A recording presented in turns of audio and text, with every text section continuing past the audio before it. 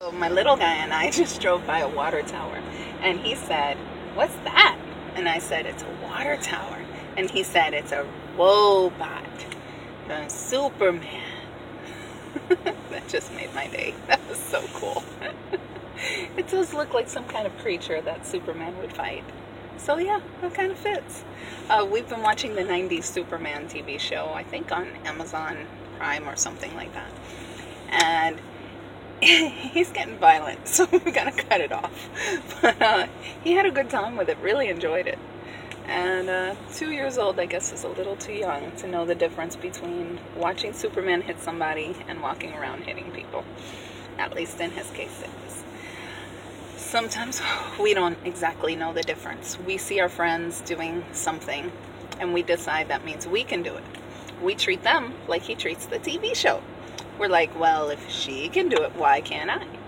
And I was thinking about that, about how I am constantly wanting to just go with the flow and do like everybody else. And everybody else is eating donuts, so why can't I have donuts? Well, I know I have a crazy reaction to sugar.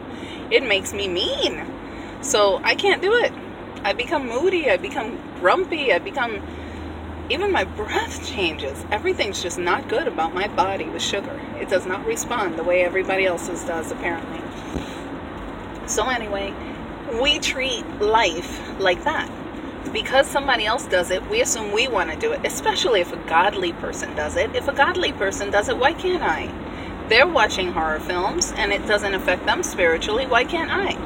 They're listening to that music or going to that club and it's not affecting them spiritually, why can't I? Well, you know what? God made you. He did not make you them. What he has prescribed for you to do for your life is different than what he has prescribed for them to do.